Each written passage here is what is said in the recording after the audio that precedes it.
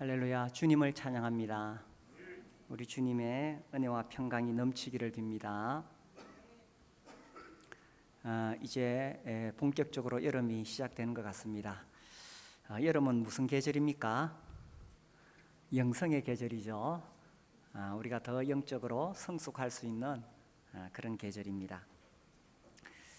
헬렌 로저비어라는 여의사, 여선교사가 계시는데 이분이 80세쯤에 쓴 글을 제가 읽었어요. 이분이 중앙아프리카 콩고에서 20년 동안 살았습니다.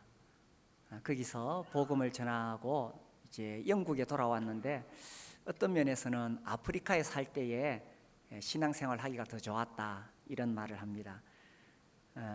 그 자기가 살던 지역에 8만 명이 살았는데 그 중에 백인은 자기 한 사람밖에 없었대요. 그곳에 있는 사람들이 자기를 만나면은 당신은 선교사이십니다. 선교사가 할 일은 예수님에 대해 전하는 것입니다. 우리에게 예수님에 대해 말해주세요. 이렇게 말한답니다. 오늘 제가 하나님 말씀을 전하기 위해서 섰습니다.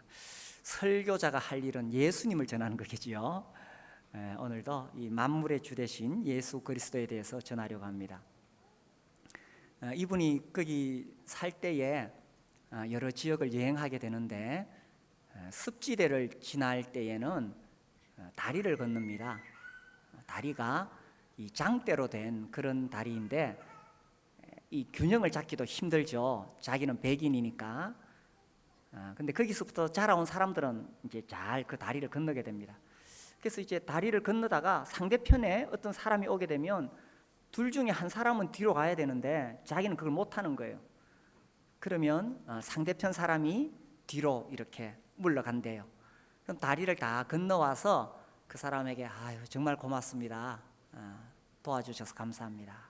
그리고는 묻는데요.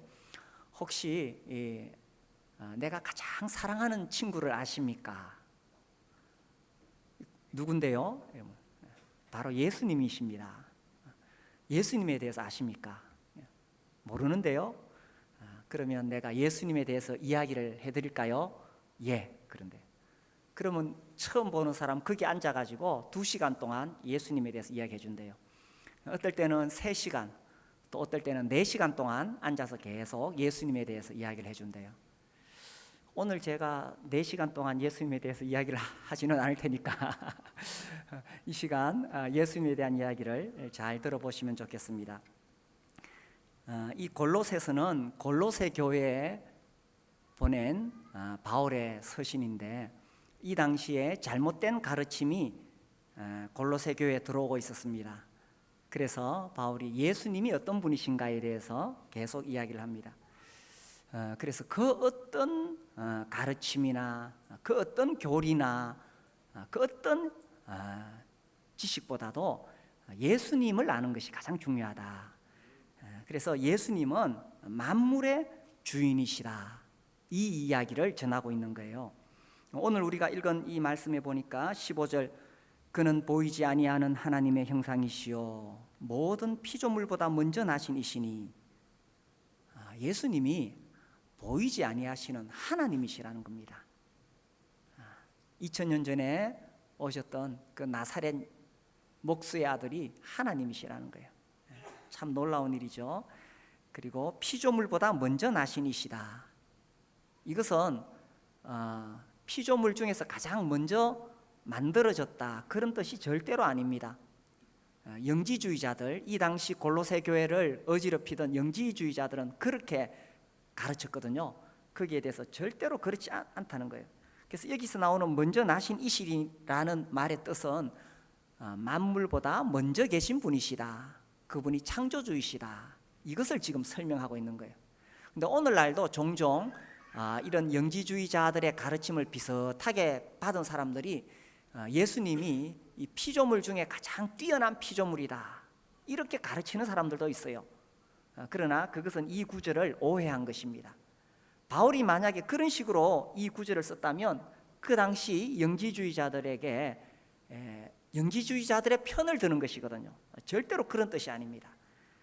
그래서 모든 피조물보다 먼저 나신 이시니라는 뜻은 모든 피조물보다 먼저 계시는 창조주이시다, 그런 의미로 바울이 기록했습니다. 그래서 예수님께서 만물을 창조하셨는데 하늘과 땅에서 보이는 것들을 창조하시고 보이지 않는 것들을 창조하셨어요. 우리 사람들은 눈에 보이는 이 물질 세계만 알고 있지요. 그런데 눈에 보이지 않는 영적인 세계가 있다는 것입니다. 그래서 그 뒤에 읽어보니까 주권들, 통치자들, 권세들 이렇게 나오는데 이것이 다 하늘에 있는 어떤 영적인 존재들을 설명하고 있는 것입니다. 그래서 우리 주님께서 이 보이는 물질 세계뿐만 아니라 보이지 않는 이런 영적인 세계도 만드셨다 하는 것입니다. 근데 이렇게 만드셨는데 16절 끝에 보면은 만물이 다 그로 말미암고 그를 위하여 창조되었고, 이 말씀이 매우 중요하죠. 만물이 누구를 통해서 만들어졌다고요? 예수님을 통해서. 누구를 위해 창조되었다고요? 예수님을 위해서. 그래서 이 모든 우주 만물이 예수님을 통해서 그로 말미암고 만들어졌을 뿐만 아니라 그 존재하는 목적이, 창조된 목적이 뭐냐? 그를 위하여 창조되었다는 것입니다. 그렇다면 이 만물의 주인이 누구겠습니까? 예수님이죠. 온 우주 만물을 만드신 그분이 주인이십니다. 그런데 오늘날 우리가 살아가는 세상은 어떻습니까? 예수님을 주인으로 인정하지 않습니다. 오늘날 이 세상 사람들은 다 자기가 주인입니다. 자기가 하나님 자리에 앉았습니다. 철저하게 나 중심의 세계관을 가지고 그렇게 살아가고 있습니다. 그리고 어려서부터 그것을 가르칩니다. 네가 우주의 중심이다. 제가 한번 길을 가다가 노란 유치원 버스를 봤어요. 유치원 이름이 아이 유치원. 아이들이 다닌다고 아이 유치원이 아니고 영어로 아이라고 대문자로 크게 써놨더라요.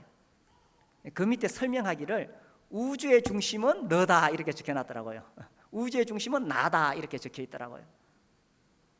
그래서 오늘날 어려서부터 계속 배우는 것, 또 안 배워도 알아요. 사람들은 다 자기 중심적인, 자기가 주인이고 자기가 하나님인 것처럼 그렇게 살아갑니다. 오늘날 인권 문제가 큰 이슈입니다. 인권 문제. 또 우리나라에서 소수 인권 이래가지고 차별금지법을 지금 통과시키려고 하는데 우리가 지금 절대 반대하고 있죠.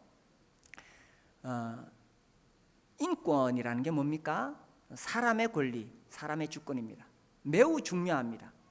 인간의 권리는 매우 중요합니다. 그러나 진정한 주권은 사람에게 있는 것이 아니라 하나님께 있는 거예요. 인간은 피조물인 것입니다. 사실 기독교가 인류의 인권을 엄청나게 향상시켰습니다. 그래서 어린이들의 인권을 기독교가 보호해 줬고요. 그 당시 로마 시대에 아이를 낳아서 딸이면은 그냥 버렸어요. 짐승의 밥이 되게 그냥 버렸어요. 그건 누가 주워다가 키웠느냐? 그리스도인들이 주워다 키웠어요. 오늘날 여성들의 인권을 누가 향상시켰어요? 기독교가 향상시켰는 거예요. 과거의 여성들은 정말 이 제대로 대접을 못 받았죠. 그리고 흑인 노예들을 누가 해방을 시켰어요? 영국의 윌리엄 윌버포스나 미국의 대통령이었던 링컨이나 이런 사람들이 노예를 해방시키고 인권을 향상시킨 거예요. 왜냐하면 모든 사람은 하나님의 형상대로 지음받았기 때문에 다 존귀하거든요. 그러나 사람이 주인은 아니라는 거예요. 주인은 하나님이십니다. 하나님께서 만드셨기 때문에 그런 거죠. 문제는 자기 스스로 하나님이 되어 살아가니까 인생이 얼마나 고달픈지 모릅니다. 모든 인생의 문제를 자기가 지고 가야 되니까 얼마나 고달픈지 모릅니다. 그러나 우리가 우리 삶의 참된 주인을 만나게 될 때에 비로소 그 하나님 앞에 나의 짐을 내려놓을 수가 있는 것입니다. 내가 주인이 아니에요. 예수님이 주인이기 때문에 주인이 책임지는 거예요. 그래서 예수님 말씀하시기를 수고하고 무거운 짐진 자들아 다 내게로 오라 내가 너희를 쉬게 하리라. 누가 이런 말씀을 하실 수 있겠어요? 공자나 소크라테스나 석가모니가 할 수 있겠어요? 만물의 주 대신 만물을 창조하신 하나님만이 하실 수 있는 말씀이에요. 그래서 우리는 예수 믿는 사람은 내가 주인이라고 생각하지 않아요. 예수님 주인이라고 믿고 그분에게 내 모든 짐을 내려놓게 되는 것입니다. 복음이 무엇입니까? 참된 주인을 만나게 되는 것이 복음인 거예요.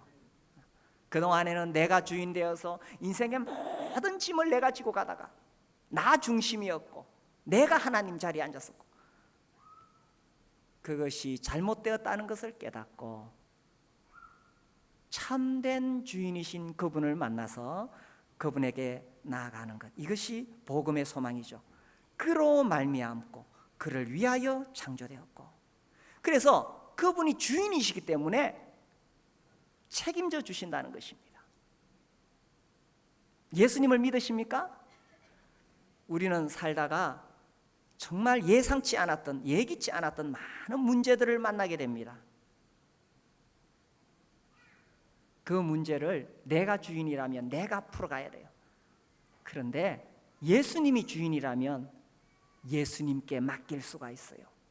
그리고 그 문제를 풀어가는 방식이 내 방식과 달라도 예수님이 주인이라면 그분에게 맡길 수 있는 거예요. 사람들은 자기가 주인이니까 자기 방식대로 문제가 해결되기를 바라는 거예요.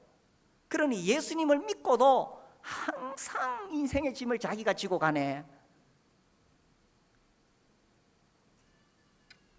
내 방식대로 인생이 풀어지는 것 아니에요. 주인의 방식대로 인생이 풀어져 가는 겁니다. 그래서 내가 이해할 수 없는 상황을 만나더라도 주인님이 시키시는 대로 그 주님의 주권을 철저하게 인정하고 주님이 허락하신 것이라면 주님께서 이렇게 문제를 풀어가신다면 예, 주인님 맡기겠습니다. 그러면 평화가 오는 거예요. 사람들이 다 자기가 주인 돼서 자기가 원하는 대로 안 되니까 원망과 불평이 쏟아지고 평안이 날아가는 것입니다. 그러나 정말 주인을 믿고 맡기게 되면 자유를 누리게 됩니다. 예수님이 주인이기 때문에 나를 고쳐주실 수 있어요. 우리가 살아오면서 얼마나 내 인생이 망가져 있었습니까? 고장나 있습니까? 누가 고치겠어요? 그 이야기 제가 여러 번 예화로 들은 것 같아요. 어느 정비사가 미국 사막길을 달리다가 자동차가 고장나서 이거 고치려고 아무리 해도 안 되는 거예요. 근데 어떤 노신사가 차를 몰고 가다가 딱 차를 세우더니만 자기가 고쳐보겠대. 어떤 노인이. 그래서 좀 무시했어요. 자기한테 맡겨달래. 맡기니까 이 사람이 뭐 만지니까 자동차가 고쳐졌어요. 그분이 누구예요? 그 노신사가 그 차를 만든 헨리 포드예요. 자기가 만들었으니까 자기가 고치는 거예요. 우리 인생도 살아오면서 상처받고 깨지고 부서지고 망가진 것들 얼마나 많습니까? 창조주이신 주님 앞에 나아가서 고쳐달라고 하십시오. 주님이 내 인생을 고쳐주실 것입니다. 이 예수님은 창조의 주이시면서 또한 구원의 주이십니다. 20절에 보시면 그의 십자가의 피로 화평을 이루사. 자, 예수님께서 화평을 이루셨다. 왜 화평이 필요하냐? 21절에 설명이 나옵니다. 전에 악한 행실로 멀리 떠나 마음으로 원수가 되었던 너희를. 하나님과 우리는 화평이 필요한 상태였습니다. 왜냐하면 우리 조상 아담이 선악과를 따먹고 하나님께 반역을 일으켰기 때문입니다. 그래서 자기가 하나님과 같이 되기 위해서 선악과를 따먹고 자기가 하나님 자리에 앉았는 거예요. 이것은 마치 어떤 신하가 왕권을 넘보고 반역을 일으킨 것, 왕에게 도전한 것, 사실은 이것과도 비교가 되지 않죠. 한 나라의 왕을 향해서 반역을 일으켜도 큰 중죄인인데 하물며 피조물인 인간이 창조주이신 하나님께 반역을 일으켰다는 것은 용서받을 수 없는 일입니다. 그런데 참 놀랍게도 하나님께서 화평을 이루기를 원하셨어요. 어떻게 화평을 이루셨느냐? 우리가 읽었지요. 20절에 무엇으로요? 그의 뭡니까? 십자가의 피로 화평을 이루사. 왜 십자가의 피가 화평을 이루는데 필요했을까요? 생명이 피에 있으므로 피가 죄를 속하느니라 라는 하나님의 말씀에 따라 피가 흘려져야 하나님 앞에 범죄한 우리의 죄가 용서받을 수 있기 때문입니다. 그래서 하나님의 아들이신 예수께서 창조주이신 그분께서 친히 이 땅에 오셔서 우리를 위해 피를 흘려 주셨다는 것입니다. 이게 참 놀라운 거예요. 하나님과 우리의 관계에서 원수가 되었다면 지금 누가 더 급한 문제입니까? 우리 인간이 하나님께 나아가서 화목하게 해달라고 그렇게 해야 되는데, 하나님 편에서 우리와 화목하기 위해서 제물을 보내주셨다는 겁니다. 우리 요한일서 4장 말씀 볼까요? 요한일서 4장 10절입니다.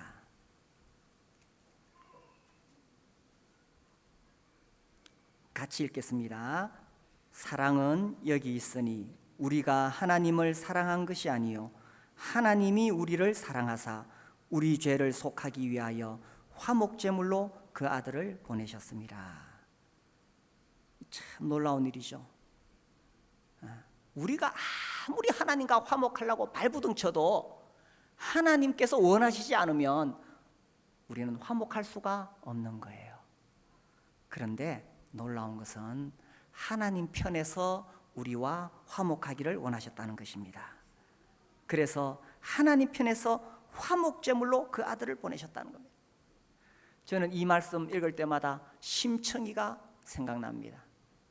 그 용왕, 그 바다에 이 용왕이 노하였는데 그 용왕을 달래기 위해서 누가 제물을 준비합니까? 사람들이 인간 처녀를 제물로 준비해 가지고 그 바다에 던져 넣는 거예요. 그래서 그 용왕을 노한 용왕을 달래 가지고 그래 이제 그 바다를 무사히 지나가겠다. 노한 용왕을 달래기 위해서 사람이 제물을 준비했는 거예요. 그런데 요한일서 4장 10절은 어떻습니까? 우리가 하나님의 그 진노를 달래기 위해서 우리가 제물을 준비해야 되는데 우리는 제물을 준비한 것이 아니라 오히려 하나님과 원수가 되어 멀리 떠나서 살아갔다는 것입니다. 그런데 하나님은 우리와 화목하기 위해서 하나님 편에서 제물을 준비하셨는데 그 제물은 참 놀라운 제물이지요. 우주 만물을 만드신 그 창조주 그분이 인간의 몸을 입고 이 땅에 오셨다는 것입니다. 그래서 우리가 여기 20절 보니까 그의 십자가의 피로 화평을 이루사, 22절에는 이제는 그의 육체의 죽음으로 말미암아 화목하게 하사, 이렇게 되어 있습니다. 이 당시 이 골로새 교회의 이 영지주의자들은 예수님이 인간 하나님이라는 사실을 받아들이지 않았습니다.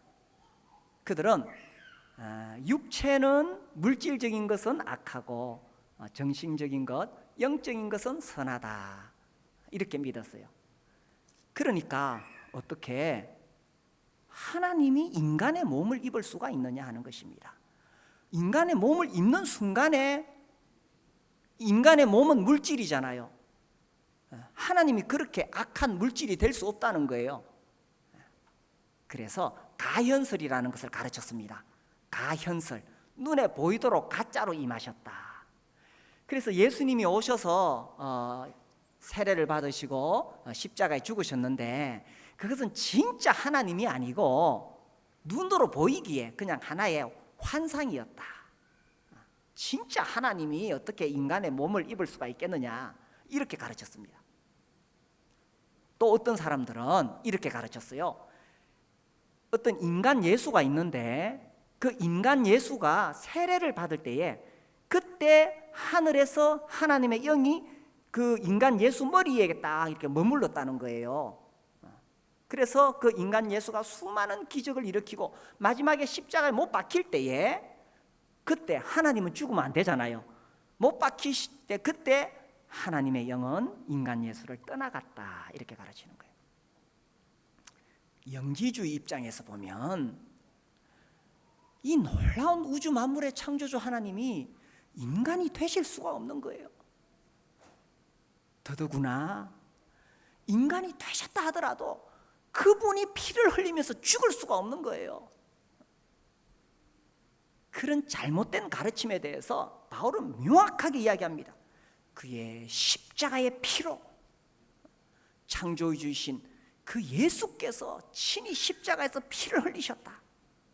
그리고 그의 육체의 죽음으로 그 예수께서 육체로 죽으셨다는 거예요.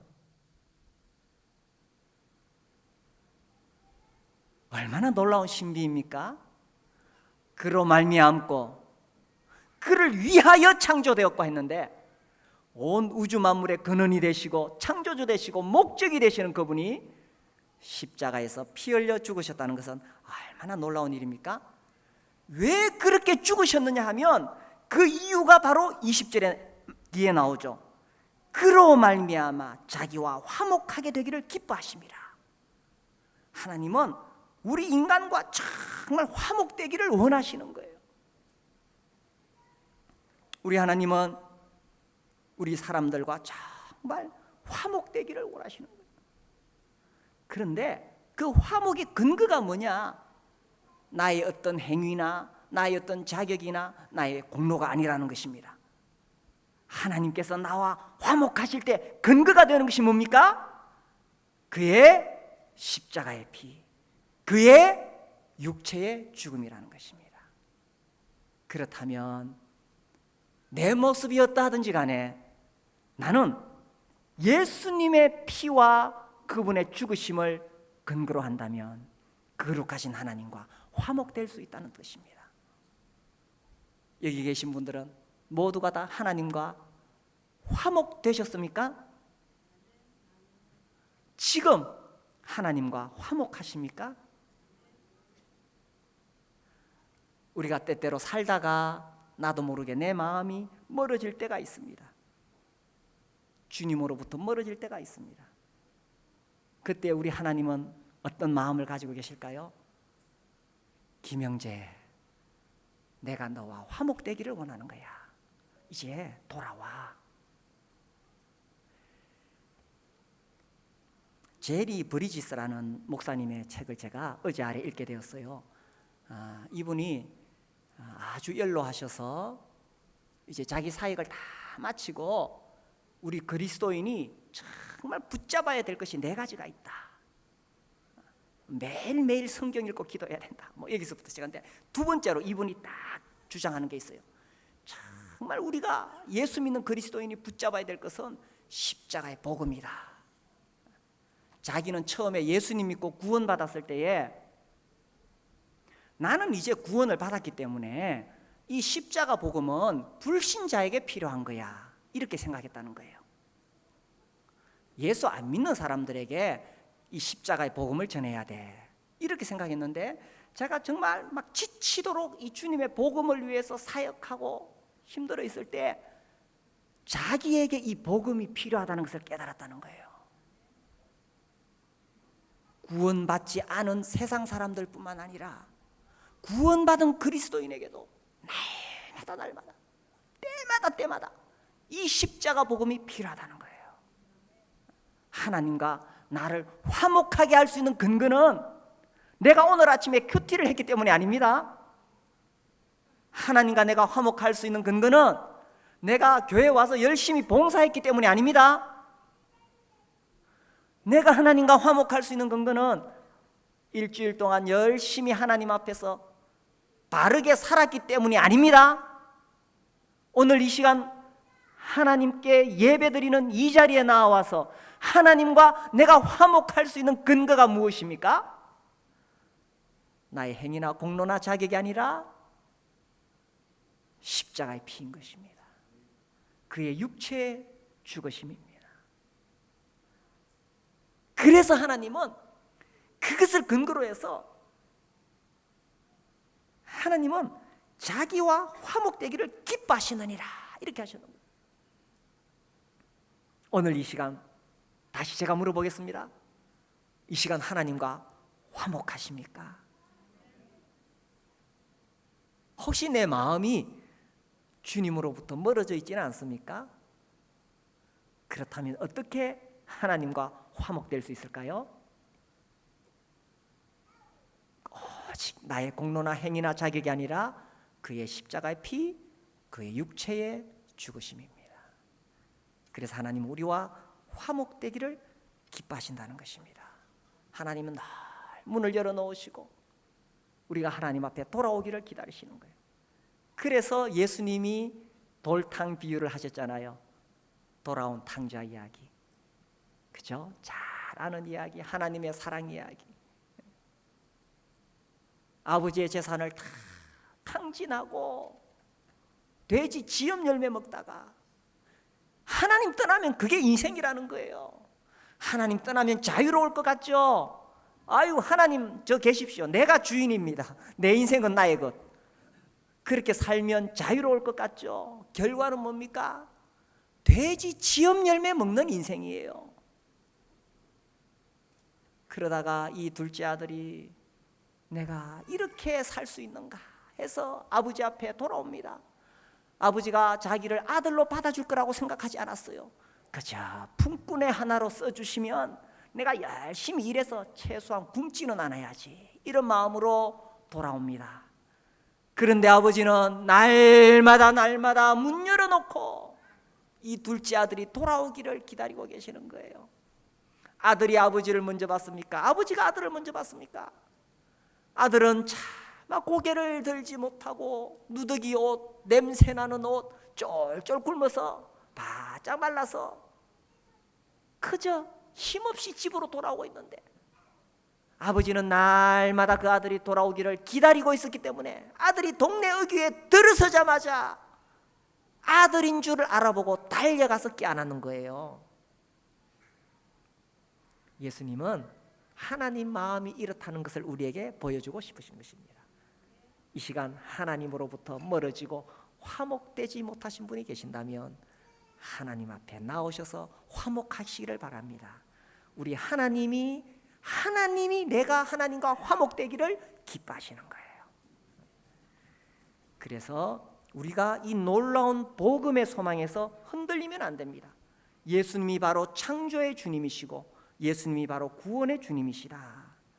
자, 22절, 이제는 그의 육체의 죽음으로 말미암아 화목하게 하사 너희를 거룩하고 흠없고 책망할 것이 없는 자로 그 앞에 세우고자 하셨으니. 그래요.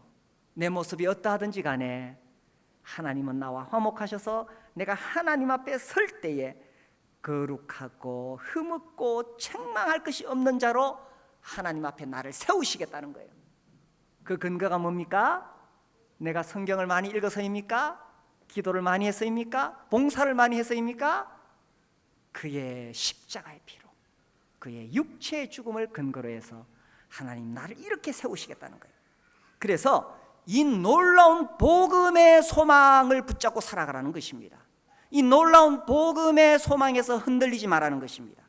우리 23절 같이 한번 읽을까요? 23절 시작.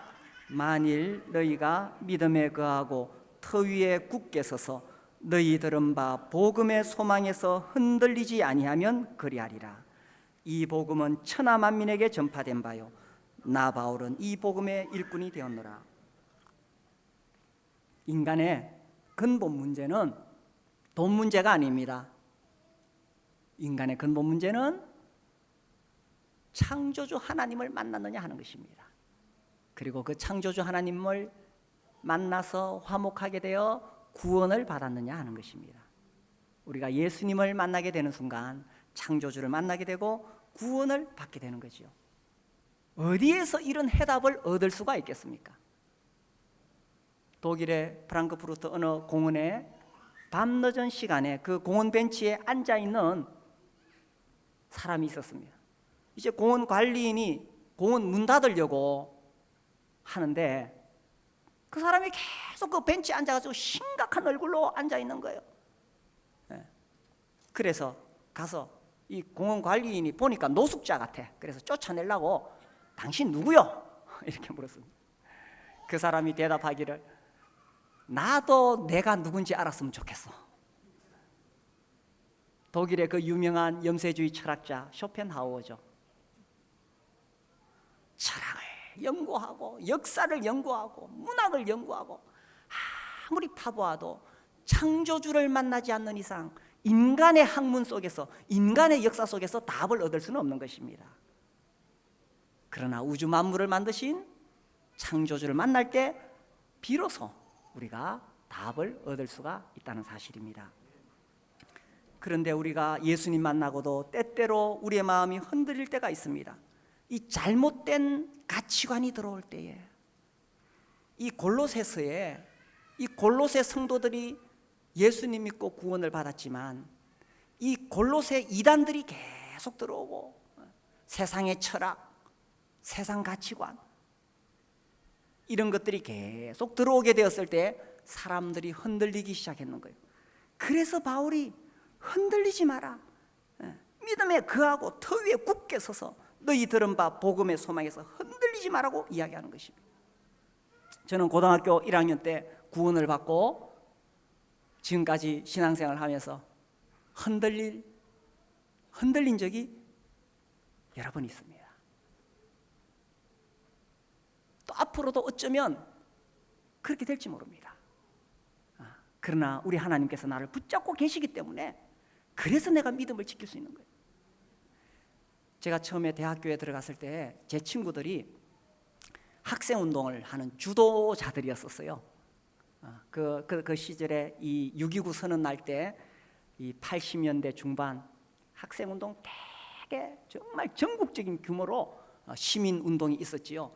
그때 그 유명한 건국대 사태나 옛날 분들은 기억하시죠? 거기 주동자들 중에 제 친구들이 있었어요. 그리고 제가 대학에 왔을 때 그 친구들이 서울에서 내려와가지고 저를 막 설득을 했습니다. 하나님이 계시면 어떻게 우리나라에 이런 일이 있을 수 있느냐 하면서 인권 문제, 그죠? 광주 이야기하고 젊은 제가 그 이야기를 들을 때 저도 요동이 되는 거예요. 내가 어떻게 뭘 위해 살아야 되느냐. 그 친구들이 하나님이 인간을 만든 것이 아니라 인간이 신을 만들었다 그러면서 하나님이 계시면 왜 이 세상이 이 모양 이 꼴이냐. 그래서 우리가 유토피아를 만들어야 된다. 하나님 믿어서 될 문제가 아니다. 이것이 그들의 설득이었어요. 그래서 제가 이 대학교 1학년 때 잠시 흔들린 적이 있습니다. 그때는 제가 성경을 다시 공부하면서 성경을 읽고 공부하면서 이 성경이 사실이구나.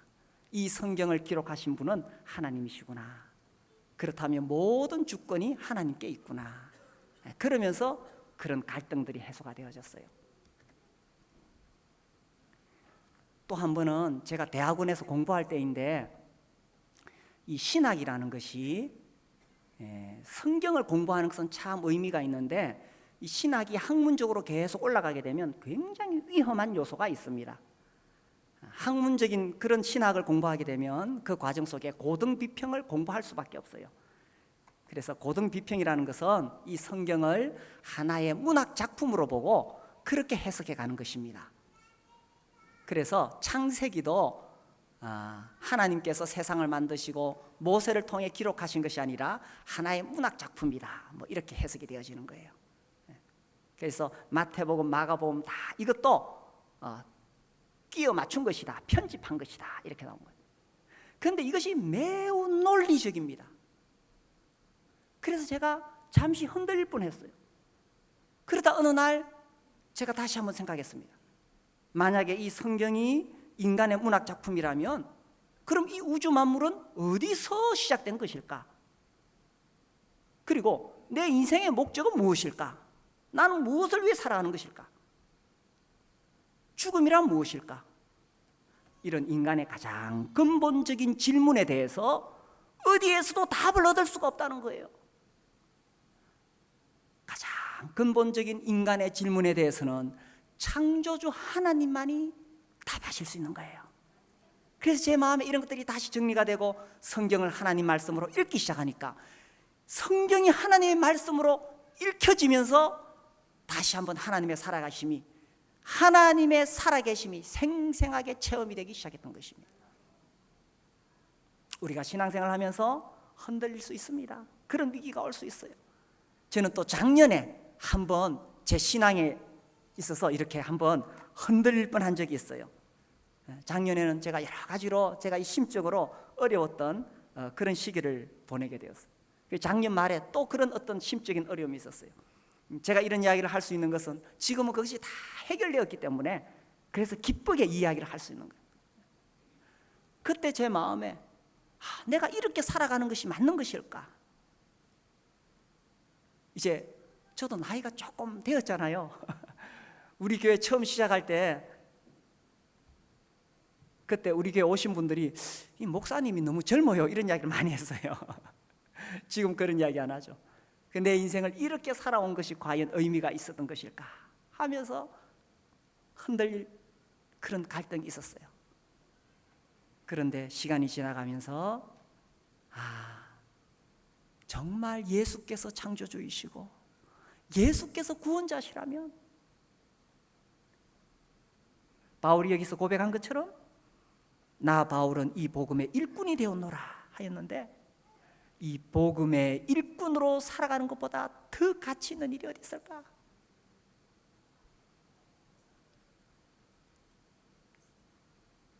성도님들, 복음을 믿으십니까? 복음이 무엇입니까?